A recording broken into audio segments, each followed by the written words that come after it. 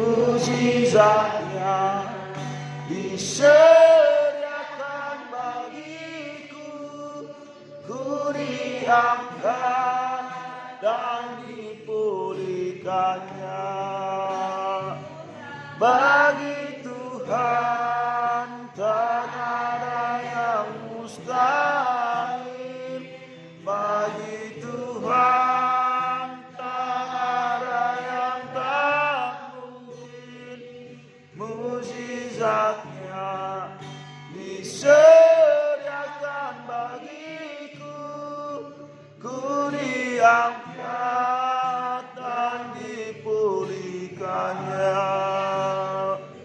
Ku diangkat dan dipulihkannya. Saya undang seluruh jemaat umat berdiri.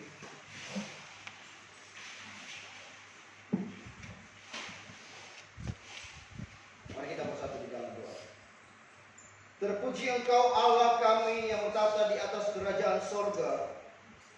Di pagi yang cerah ini, kami kembali datang di hadirat-Mu yang Maha Kudus untuk mendengarkan kebenaran firman Tuhan yang akan disampaikan kepada kami hari ini. Bapa yang baik, kiranya kami membukakan setiap pintu hati kami untuk kami dilawat, dihiburkan, dikuatkan oleh kebenaran firman Tuhan.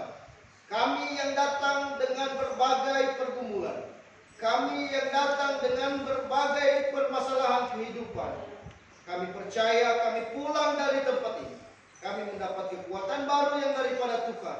Kami akan dihiburkan oleh kebenaran firman Tuhan, sehingga kami menjalani hari-hari ini bersama dengan Tuhan. Terpujilah Engkau Tuhan. Di dalam nama Yesus kami berdoa dan mengucap syukur. Amin. Silakan duduk kembali.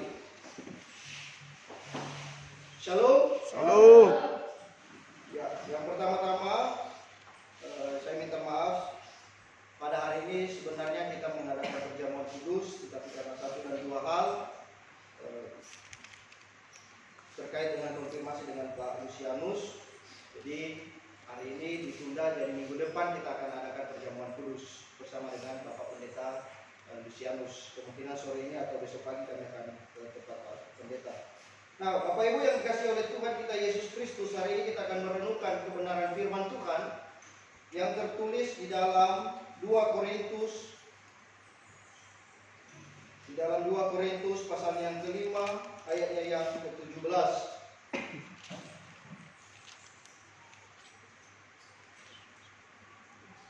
2 Korintus pasal 5 ayat 17. Saya akan membacakan untuk kita semua.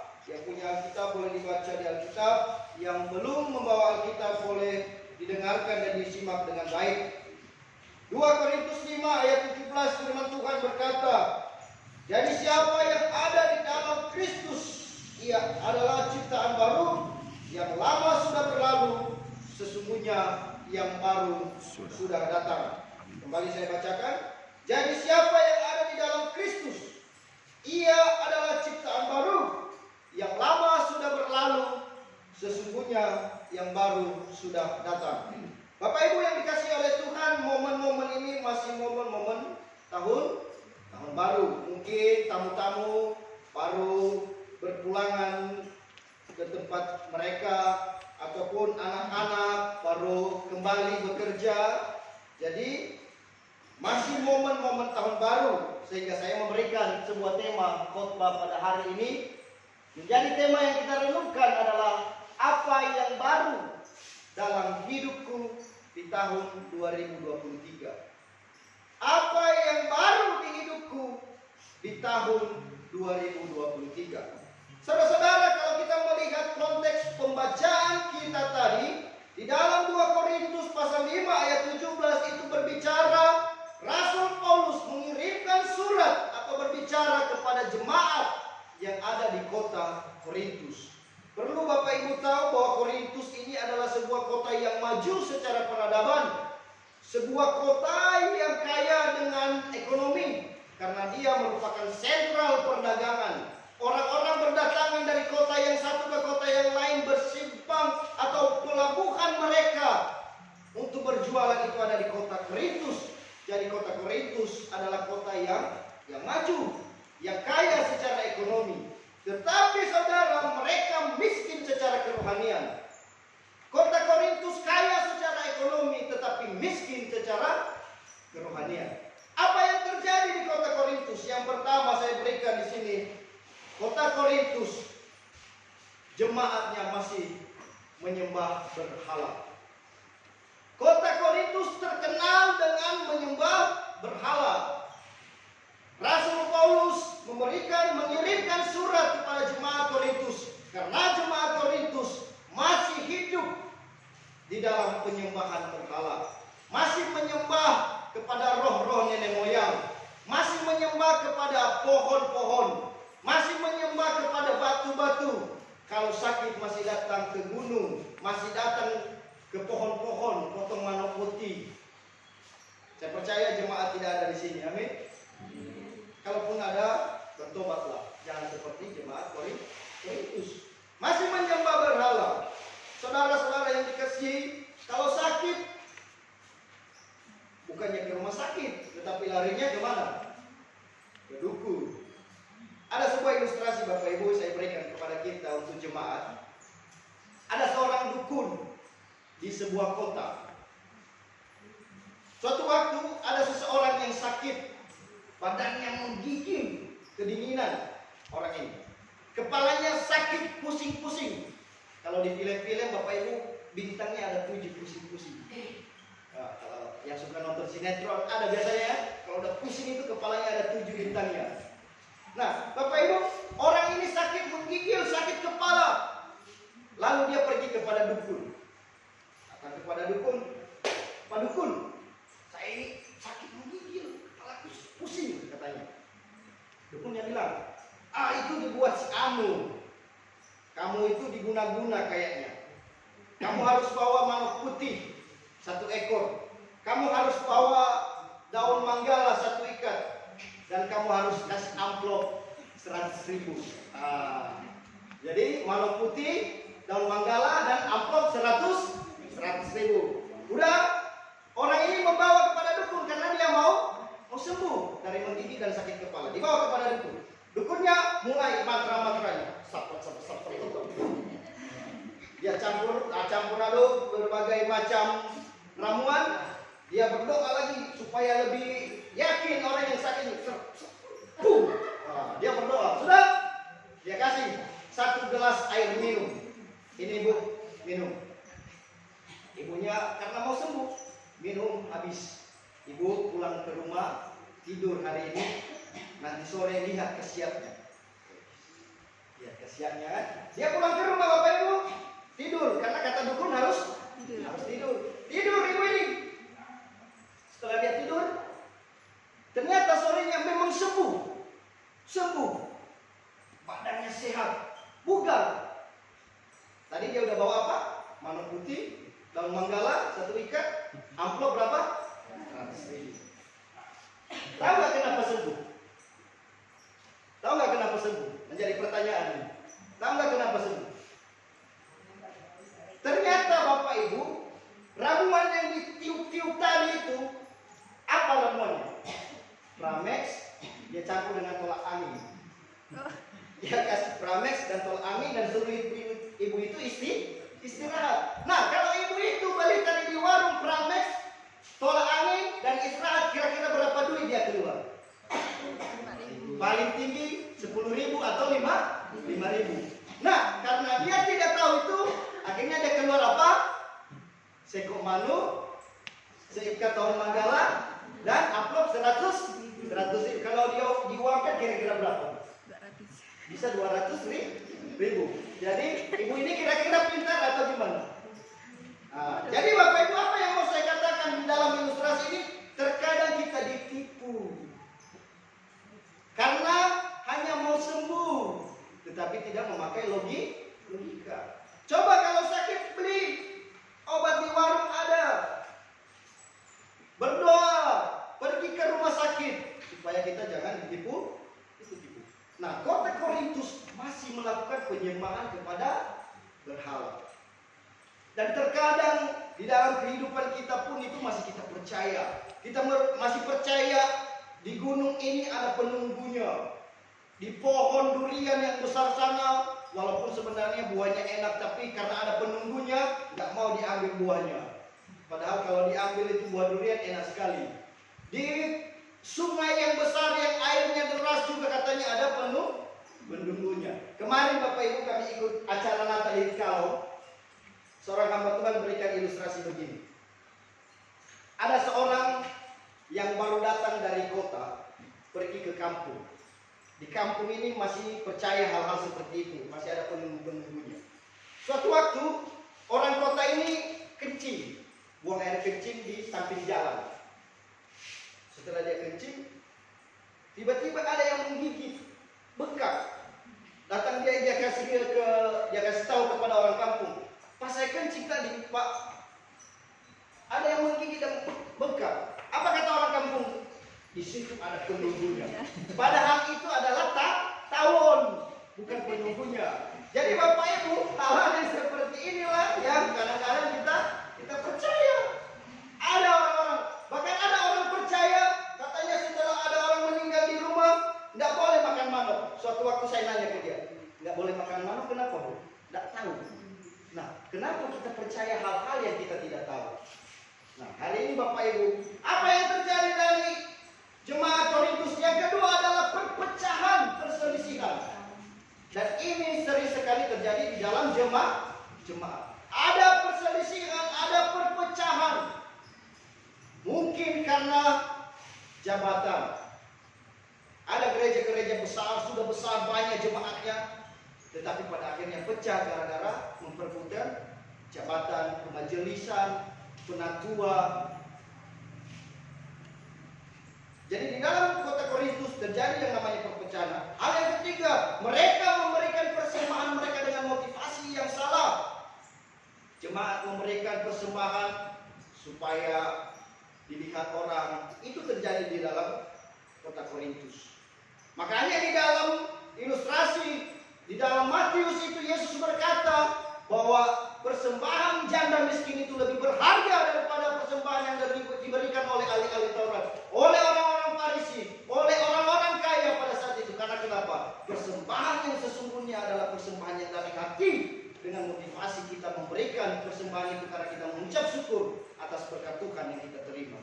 Jadi Bapak Ibu kalau memberikan persembahan, motivasinya harus karena mengucap syukur atas segala berkat yang kita terima. Amin. Yang kedua, kembali kepada tema kita hari ini. Apa yang baru dalam hidupku di tahun 2023? Tetapi sebelum kita masuk ke sana, menjadi pertanyaan, bagaimana supaya kita ada di dalam hidup baru itu? Supaya ada yang baru dalam hidup kita di tahun 2023 ini. Bagaimana caranya Bapak Ibu? Yang pertama di dalam pembacaan kita tadi dikatakan, jadi siapa yang ada di dalam Kristus. Ada di mana? Di dalam Kristus. Jadi yang pertama supaya kita mendapatkan yang baru di tahun 2023, kita harus ada di dalam Kristus.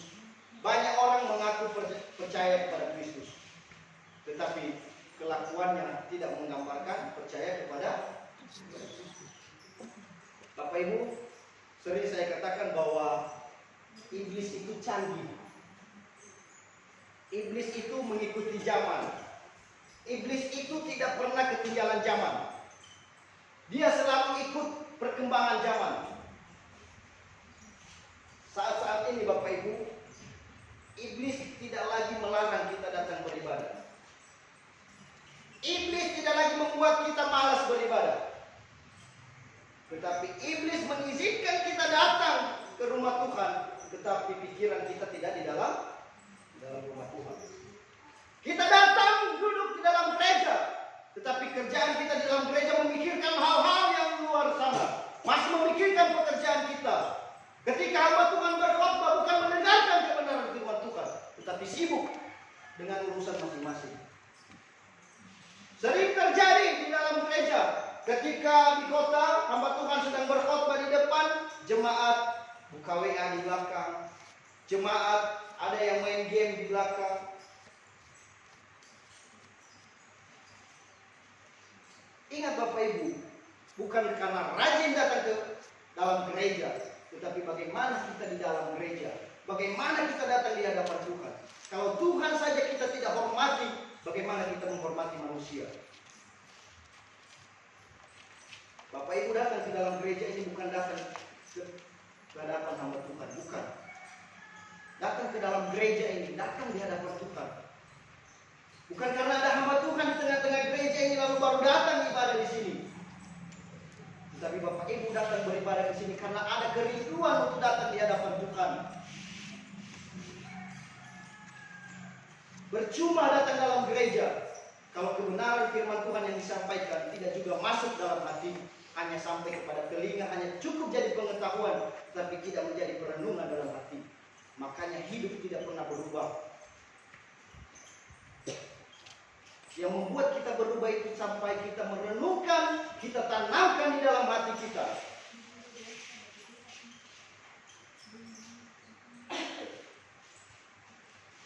Poin yang ketiga yang saya berikan kepada kita pada hari ini, bagaimana sikap kita sebagai manusia yang baru. Kita bisa lihat di dalam Kolose pasal 3 ayatnya yang ke-8 sampai ke-10. Di situ dia menceritakan bagaimana kita harus mematikan manusia lama kita. Kemarahan, kegeraman, kebencian, kekecewaan yang ada di 2022 cukup kita tinggalkan di sana. Kemalasan beribadah, tidak punya hati untuk pelayanan, kita tinggalkan di 2022.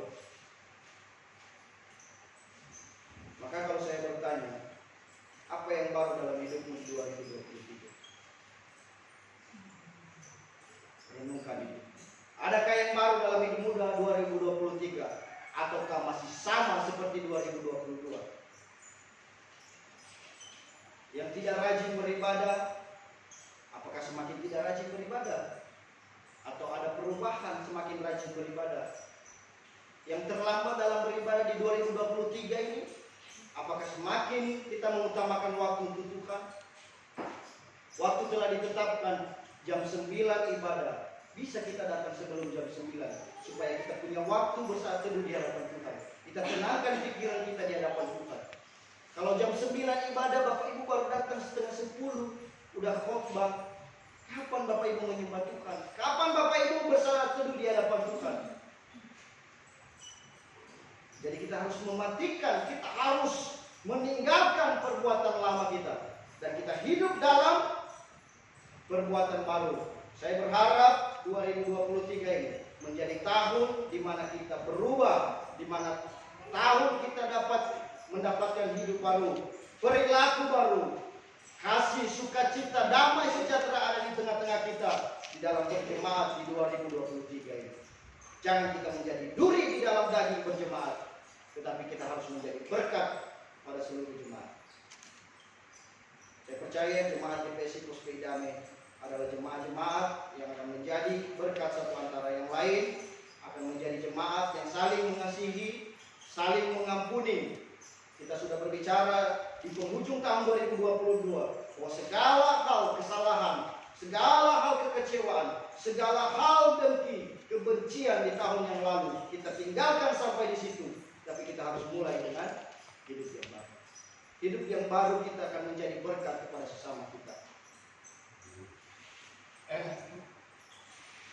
Sebagai kesimpulan untuk kita di tahun yang baru ini, kiranya kita menjadi manusia-manusia baru yang memiliki karakter manusia baru.